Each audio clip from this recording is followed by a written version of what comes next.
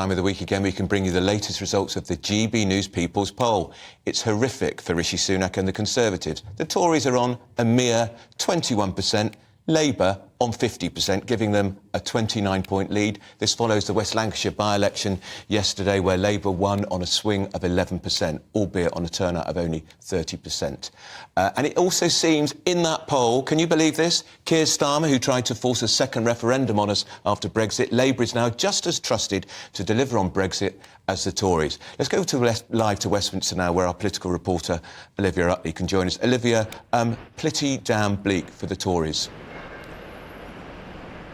It's very bleak indeed for the Conservatives, but the Conservatives' ratings have been bubbling around that mark for quite a long time now, quite a few months. So what Rishi Sunak can argue is that he's stabilised the Conservatives' poll ratings. The problem is he's stabilised them at a very low base indeed. To be seeing ratings this low for this long is pretty much unprecedented.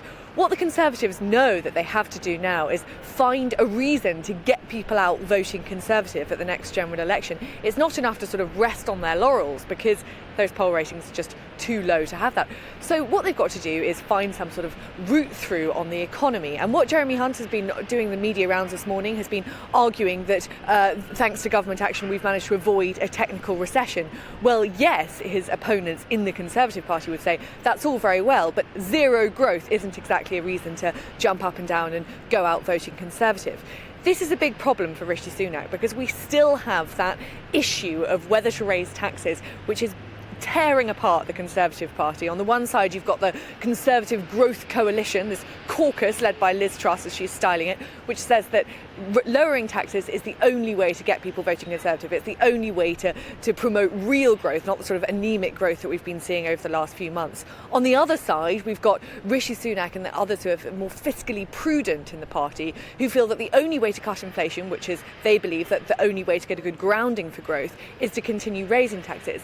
And while that battle rages on within the Conservative Party, and the Liz Truss, those and those around her, gain momentum, it's going to be very hard to get those poll ratings any higher than we're seeing at the moment.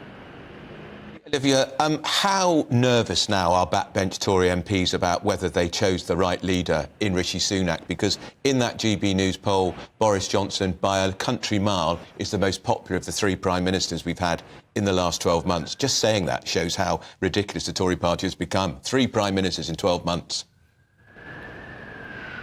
Absolutely, and it's certain that Tory MPs are getting more nervous. I mean, we've seen huge swathes of them saying that they're going to stand down at the next election. And what's quite interesting about some of the people who are standing down is it isn't the older people heading for retirement or people who haven't been in Parliament particularly long. There are plenty of young people on the very first rungs of the ministerial ladder. Deanna Davidson, for example, is saying that she's going to stand down. Someone like Nadine Dorries, who's only in sort of middle age, could expect another ministerial comeback. She's standing down at the next election. So backbenchers are certainly feeling very nervous indeed.